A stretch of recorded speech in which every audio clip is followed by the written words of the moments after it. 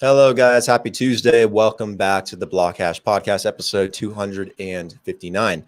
Today, we have the CEO of Brickken, Edwin Mata, on the show today to talk to us more about what they're doing at Brickken.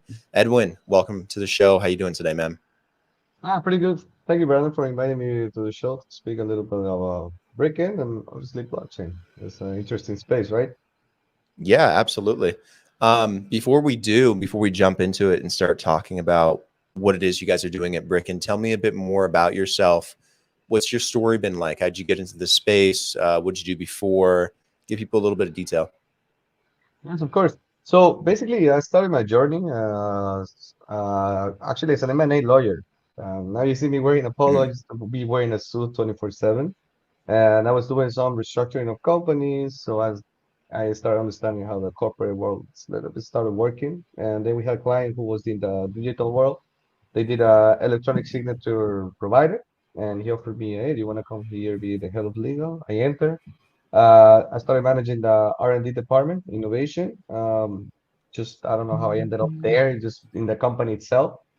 And then afterwards, we engaged with blockchain 2016. We wanted to see how we can incorporate the blockchain technology, the certification mode, and to see if we can embed it into contracts or we can upload contracts into blockchain to be more transparent. And that's where actually I met my one of my co-founders, and we were talking about like, hey, we like the space. What can we build here? And then we met another co-founder, and we started talking about the tokenization space, co-proprietarity, crowdfunding, the new ways that we can engage with the retail investor. And one idea led to the other one, and 2 years later, here we are. Excellent, excellent. Yeah, what was the transition like for you at, being a lawyer previously, going from wearing a suit to wearing, a polo and whatever you want? That's got to be a different lifestyle change. Completely different lifestyle. I mean, even when I started the startup, I mean, they were in a digital world, very like Barcelona is big into startup tech world. I mean, it's Hmm. not Silicon Valley, but they have nothing to envy. There's a lot of potential here. So just the fact that one day I didn't have to wear a suit for me when I had a dress of conduct with the law firm that I was working, and then they said like, hey, you can come in t-shirt. I was like, what? Like, okay, I'm gonna start wearing a t-shirt. And it's like now I have, I think my suits are having dust. I haven't worn them in years. So, but it's not just the suit wise, the mentality wise, kind of like Hmm. legality. It's very like closed environment and very like prohibited. And when you're like in startup, it's super lean, and then you enter blockchain, and it's like, dude, everything is possible. And you're like, is it really? And once you enter the space, it's like, maybe it is. Everything is possible. It's like the change of mentality also affects everything. Yeah, I like the change of mentality in the space because I was originally going to become a doctor. So I was Oh, heavily involved in pre-med, going into the medical field, and that's a different world compared to being in crypto, blockchain, and Web3. So the mentality shift is very different. Plus, I like being able to wear whatever I want every single day. It's a huge perk. completely, completely. So tell me more about Brickken. What is the mission for Brickken? What do you guys want to accomplish? What are you guys doing? So, I mean, we're now living our first pivot. The same first because when you're a company, you're always looking for that like monetization level. We Mhm. started in the business and the real estate just because three co-founders we wanted to like do a flip on a flat. We saw an opportunity. We asked for a loan to the bank. We were freelance. Two of us were freelancers. We got rejected. No matter what was the income or if it was good or bad, it was just like, especially here in Spain and other countries, it's like if you're an employee, you can pay your loans or your debt, right? And it's like, dude, not necessarily. You can be a freelancer and make more, but stability is not like it's weird, right? So we started thinking about tokenizing the flats for our own, and then we started looking for a provider. We saw like it was super complicated to get into the tokenization space. It was, I mean, the ideal was there, but just not how the user experience should be and how lean it should be for somebody to be onboarded into blockchain, especially now tokenization. So we saw an opportunity there, and basically, we started trying to tokenize real estate. And as soon as we entered the space, we started understanding other hassles, other opportunity, other pains. And now we're focusing on transforming the equity of companies into tokens, just because it's more maneuverable, especially since I have a background of M&A and Everything regarding shares is super bureaucratic, super slow. There's a lot of pain. There's a lot of contracts. And now tokens come and it's just in one click. You can do whatever you want. Like transaction, it's already more lean and free. So now we're specializing in tokenizing companies. Nice. When you guys onboard a company, what kind of things are they able to do? Is it mostly focused around tokenization, or is there a more broader product suite? It's a more broader product suite because tokenization for us it just became like an add-on or a possibility. What we're trying to do, and it's bring the company, transform the equity into shares, into tokens, sorry, and then give them the management solution for them to manage that company that is now Web3, right? So you have a cap table, which is token holders. You have token holders who can now engage in votes. You got distribution of funds from your races. So you can create escrow accounts, you can create milestones inside a company, you can create all this diversity now that it's everything automatic. So I strongly believe that companies that become tokens, it's not that they just become more lean, they just optimize themselves in their own management flow. So that's what we're triggering. And tokenization is like a raise of capital. There's always a company or a startup or a project that will always require, or maybe will require a raise of capital. But by us transforming everything into tokens, we allow them to engage with other Web3 players. So now you can enter in DeFi protocols because the share has a value. So maybe you can collateralize, or maybe you can put it as a loan somewhere, or there's a lot of possibilities that we're still trying to digest as to, okay, now that we transform into tokens, what is possible for them? So we're learning with them as to, okay, now we can pivot here, we can go here, or we can create a bridge into this new opportunity for them. Got it. Um, in terms of the actual companies, what's the ideal client for you guys, and who have you seen onboarded more or less? So we have two very specific clients. One in the Web3 world is once they have a token, they understand that STOs, tokenizing their shares, is already making sense, right? Because companies that have tokens, they still have the possibility of fundraise through their shares, and many do. I mean, we have examples out there like Solana did, Polygon did. So the big blockchains is not that they have a token, they still have a share, and it's where the embedded value is, so they will still go and pursue those big VC. So for us to engage with a Web3 company that has a token, it's very lean our sales funnel because they already know that we are an enabler of what they're already doing. So we're transforming shares into tokens and they perform an STO. That's like the best client. And then we can go into like a digital product. They don't have a token, but they do have a digital product because what we're trying to also do is provide utility to the shared value, right? So we know we're in the utility space and we've learned that utility is always what moves the token and everybody wants to engage, it's an enabler or whatever, but shares are very static. So if we transform it into token, why don't we embed all these qualities that are already there? Kind of like pursue utility into the share. So if you have a digital product, you can say now you have a discount. I don't know, let's say it's a delivery house. Oh, okay. The next three deliveries is free per month just because you have a token representing my shares. So with always with this digital connection, you can create that further value, discounts, access to private memberships, to whatever, right? So for us, the optimal is a Web3 company who has utility or a digital product that it's marketing themselves as a B2C because you have all this clientele of database which you can transform into now shareholding, which is tokens. So it's easier, right? Because you can transform a client into an investor and an investor into a client. So it's a win-win situation for them. Which use case do you think is most common, or that is most they have most interest in? Would it be something like membership? Would it be something like shareholding, like you mentioned? What are you guys seeing is most in demand?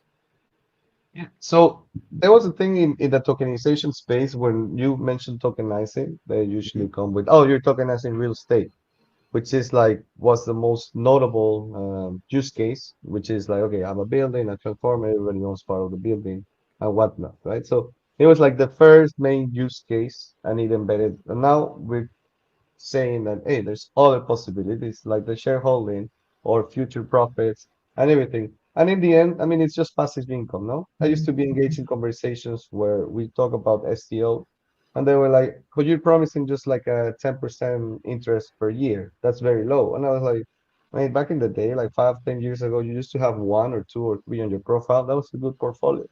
But with all the madness of crypto just booming, everybody was like, yeah, but I can make in crypto space like 40%. Now the big crash happened, and it's now putting us into perspective, kind of like those allocations that we're saying are more secure because they're backed by an asset. They had a low return maybe, but they haven't dropped 60% or 70 or 80 or like Luna 99.99%. Hmm. So this is kind of like we just providing kind of like diversification. So it's a steady portfolio. You can have like shares in Nasdaq, you can have tokens in the crypto world. Or now you can have STOs. So it's kind of like we just adding value to a healthy portfolio that people should have. Got it.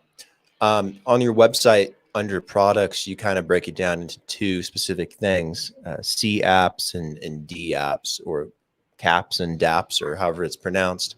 Can Yeah, you explain the difference between the two and what those encompass? yeah. The cap is for very specific client needs where we run a private blockchain just because they're like tiptoeing into the decentralized space, but they don't want to go into a full-on Ethereum or Polygon just because it's like my information is going to be out there. I mean, it's not ignorance, it's just fear in the sense, but it's fine. I mean, we're still in the early stages. And the DApp is for those people who really want to go into the full decentralized mode, issue their token into a native blockchain, call it Ethereum. We're bridging to other ones. We testing Stellar. We're having conversation with Algorand because multi-chain is the future. So in that sense, uh, the cap is for a specific client that I would like to call more corporatized, more institutionalized, that they see that with a private blockchain, the risks are more protected, but it's more of a state of mind. And the top is basically for everyone else. It's like, dude, I want my MetaMask, I want my wallet, I own my keys, I own my own ecosystem. I don't need your blockchain that is private. I want to play with the full ecosystem that is built behind blockchain. So it's just more client test, and we like to abroad both because it's a different use case. I think one area where people still kind of get confused is the difference between a public blockchain and a private blockchain. Can you kind of explain a little bit what a private blockchain is and why it's important, what maybe some of those benefits are? Yeah, I mean, private blockchain doesn't, it's still a decentralized database which is accessible or the transaction are viewable by third parties, but the nodes are limited to certain parts, and obviously the structure itself is not, it could be built in nodes, but it's usually like an AWS infrastructure or Azure where you build your own blockchain, right? So that's the allocation. There's still a centralized authority or point of failure behind that blockchain. So when you go public, this is that diversification. Obviously, Bitcoin or Ethereum, which is the one running the biggest smart contract schemes. It's that the nodes and the database are all distributed, so there's not a single point of failure. If a node fails, then you have all those other nodes with the same information at the same time. Private blockchains, there's a central authority governing the private blockchain and stating how it's going to be used, who can enter, why, and what not. So, I mean, it's just a game that we've been playing as companies where one database or one provider is owning all the data and all the game. Why there's benefits or benefits, I mean, it's just a matter of how we look into it, right? People will say like, I rather trust Bricken's blockchain because they manage it and they own and they whatever, or I don't want anybody to own my data. I want it to be diversified across all nodes in the blockchain. So there, I don't see, I see more benefit in the decentralization, change it out a lot, right? Because I do have a private blockchain, but it's just a matter of security, compliance, especially when you're talking with banks or big real estate firms and everything. Compliance levels are like, but my data is gonna be out there and the transactions everybody's gonna be seeing, and I don't want that level of information out there to be public. So private blockchain cures that. And for the rest who don't care, they're like, okay, I'll go for the public one, and that's fine. You don't no longer own my data is mine, my financing scheme is mine. I'm a self-governing company now running a blockchain scheme. Yeah, so internally, like intercompany, having a private blockchain is probably more beneficial to retain confidential information, IP, intercompany communications, maybe things along those lines. Yeah, I mean, there's always a danger with so much publicity, right? So for example, you have Hmm. a wallet, you can always track and backtrack every single transaction that that wallet has done. I mean, that could be done dangerous. I mean, I don't provide right now my bank account and show Hmm. everybody what is my allocation. But if you give me your wallet, I can enter and see like, oh, this guy owns three bit. Well, obviously, if it's in another chain, let's say 100 Ethereum, 50 Chainlink, and all these ERC20. So I have a lot of information from you, and then I can probably see like, oh, he transacted with Binance. There's a hot wallet transaction here or there. So I mean, it's just a matter of how private or how public you want to be, right? Got it. What's next for Brickken? What do you guys want to accomplish by the end of the year, going into next year? Do you guys have a roadmap of things you want to do? Yeah, so we have a very detailed map because our cap is fully functional, so the Mhm. centralized one, and everything we learned from that ecosystem, we broke it down into smaller parts, and that's how we decentralize ourselves. And we're now alpha testing. We want to do the beta testing Q4 and do a real deployment of the product with all everything that we have learned when you test, because obviously products that are very new and native, you cannot deploy and say, like, I'm going to onboard 50 clients and then every the 50 clients crashes. You always have to be a little bit resilient and govern that there's errors or bugs that you're going to have to clean. So for us, the next couple of months, it's all about learning how scalable it is, where do we need more coding, new functionalities that we call in. So our first official launch has to be like January. That's like when we decentralize the application and everybody can use our tech without necessarily talking with us, because that's the DApp. Right now, we're closing that ecosystem, and if they want to use our DApp, we do our due diligence.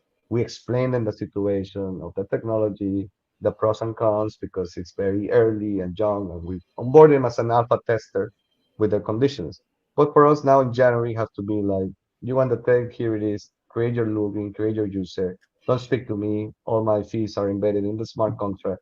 So now you can issue your own tokenization and embed your company on the Web3 environment. So that for us is going to be transcendent as a company. Got it. You guys have a token too, right? Yes, we do. The VKN. What's the main function of the token? Is it to represent the company, or does it have another utility value? What we're doing with that utility, it's we all the fees that have to be paid in our platform in the DApp have to be paid with BKN. And there's third-party providers sorry for the redundancy, providing services to the tokenized companies. So those services in the ecosystem that we have built, they have to be paid in BKN. Then we obviously now we with this experience of the alpha tester and the beta tester, we're analyzing if obviously the issuance of the STO is not in BKN, it's in the native company, is in the native token of the company. But the issuer may request that, hey, if you bring me BKN, you have a discount. Or if you have the BKN, you can use it as a stake mechanism, or you can collateralize against the STO. So we're building a utility as we go. And obviously for me, or personally as a lawyer, my like vision of the VKN, it has to be a governance token. Because I'm pursuing that we're gonna use our tech, we're gonna use our own know-how, and we're gonna transform Bricken slowly into a DAO for many decisions. And obviously the VKN is gonna be the voting tool and mechanism to keep track as to what everything we're doing with our own protocol of tokenization. That's interesting. What's the inspiration to transform Bricken into a DAO? Is it just to kind of join the trends, or was there another reason? No, it's all about skin in the game. So you want to have like this, you hear this community, right? So all the Mhm. blockchain projects, they have communities. If not, they don't have a blockchain project, and that's a big failure, right? So the more you engage with this community and the more they can get decision making, the more the movement of the token comes. But obviously, there's certain decisions that majority wise can be taken at a better rate than slow wise. There's expertise in the company that we can nurture and say like, okay, if we were here, we will do this, our expertise does this and this. But if you want to do, for example, a burning mechanism, that affects the whole holder. So if I do it, I'm not different from a centralized application where I go burn my own token and I have my burning mechanism, or I have my minting mechanism, or I have my staking mechanism, because then that will be a lie. If you want to play the decentralized game, you have to make sure that your own community are able to engage in all of these factors. We already testing voting polls with our community, supplying them with little things just because we want to analyze the mechanics as to why people will vote away, why would they do another one, what do we need, how do they do, how do they react, because we're getting ready. Like my hope is that 2023, I can decentralize a bunch of the governance of the token, related to the coding, the upgrade to the community, because then it's a it's a true decentralization, and that's something we believe in Cyber. Got it. Well, that sounds like a really actually cool idea. I wonder if I could turn my podcast into a DAO. I feel like you can Happy to turn help. anything into a DAO these days. Yeah, no, there's a DAO for everything. I mean, it became like a buzzword, but Hmm. it also create an enabler, right? So behind every Sure. buzz, there's truth. You know, kind of like, okay, Bitcoin, yeah, big buzz, everyone wants to be rich. So Bitcoin became the first blockchain out there, and everything is started building on top of the know-how of blockchain. So DAO's biggest buzzword maybe in 2022, maybe 2023, we start seeing some real products and some real building behind these centralized autonomous organizations. This is actually, I have a good question now, because since your background is as a lawyer, um, on the topic of companies turning into DAOs, is there any legal benefit or issue potentially with doing that? I know a lot of people, for example, for context, will form an LLC for certain liability protections, which is totally legal to do. But I feel like they could do the same in some aspects, maybe with a DAO, maybe add in some anonymity. Um, but it maybe that's partially illegal at some point because they're getting away with too much. But I don't know, maybe if that gets integrated into like the US, um, into the system, and then I don't know, maybe that becomes another viable business structure at some point. Everyone just starts setting up DAOs instead of LLCs. Have you thought about it from the perspective of a lawyer and maybe his business structure overall? Yes, no, I have. I mean, I find it super interesting. And for me, DAOs are, besides the whole decentralization factor and the whole community behind the DAO, for me is the climax of optimizing management of a company. So they created DAO just because companies themselves were too slow in decision taking. You have a shareholder meetings that happens maybe twice a year, and then this whole management structure is the one keeping all the information. So the DAO itself, the movement, started complaining about the company, but they missed a couple of steps. You create companies, like you said, LLC, as limited liability companies, because me as a shareholder, I don't want to be responsible with my personal assets.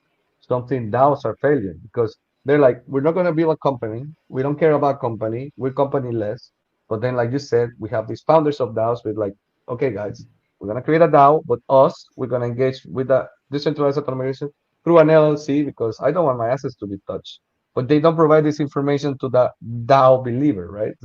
So then if they have a lawsuit, what happened actually in Florida, where like the suer sue all the holders of the DAO, and it's like this not gonna go for just what they put because they didn't put that wall of limited liability. They're gonna go against all his assets because they can. They invested as a natural person with everything they had, even though they invested €1, because this is how the law works.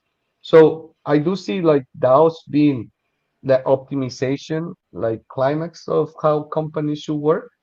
There's still a lot of learning how to do it, and I see that company laws and everything, they're going to become more lean. They're going to be accepting more like digital transactions, digital this, because everything we're learning from every ecosystem, no? So Hmm. I think doubts are a guidance for how companies should act, react, and all of that. But I think DAOs should learn that companies are created or incorporated for a specific reason. So it's now about blending both worlds into some hybrid mechanism. Wyoming tried to do it. It's Wyoming's law is basically a very lean company. Other countries are saying they're doing it, but everybody's just like trying to see how the space of the companies of the future are going to be created, because you also have the Web3 factor, right? And they're not just companies providing services, they're companies investing, they're companies voting, there's companies donating. So it's like one ecosystem is a company with multiple arms. So it's becoming complex for regulators to understand the field. Yeah, I think this is a good topic to wrap up on, a really good thought. And I definitely agree. I think, there's going to be a way to set um, limited liability into DAOs at some point. I think it'll be common for a business structure. It just makes a lot of sense. And I think the trend's heading that way anyways. And the system's old. It's gotta update at some point, right? Yeah. Um, so to wrap things up, where can people go to learn more about Brickken? Yeah, thanks for that. So basically, we go for Brickken.com, obviously in the website, but we have a very strong community in Telegram and especially in Discord. So if they want to learn more, us founders, we engage in AMAs, we have conversations, we shoot polls. So we want to educate through content. So we're in the tokenization space. So we always invite people that if they want to learn more about what the future of tokenization is, then jump in our channels where they can find more information or directly ask one of us. It's like, hey, what do you see in this? Then we engage in conversations, create amas, and the community for us is obviously an incentive for what we do. Where can people go to follow you if they want to keep up with your opinions and maybe get connected? Yeah, so I'm big in LinkedIn. I'm still trying to get into that Twitter space with all this noise and everything. Yeah. But hopefully, I mean, just Google Edwin Mata on my LinkedIn. I tend to put a lot of thoughts there. And now I'm moving to the Twitter space because it's more like amplified. LinkedIn is very still corporate, but there's still a lot of us still working in LinkedIn. But yeah, I mean, my Twitter is at EDWMATA. So I'm working on that and putting more threads about how I see the ecosystem. Awesome. Guys, go check out Edwin. Go check out Brickken. Make sure to like and subscribe to the video below. Go check out what they're doing. Go to the website, go to the Discord, go to the Telegram, join the communities. Edwin, thank you so much for taking the time to come on today. Really appreciate it. Good episode. Really went in depth on a couple topics. Had a lot of fun. Thank you very much, Brandon, and thank you to everyone who will listen. All right. Have a good time. Have a good week and talk soon.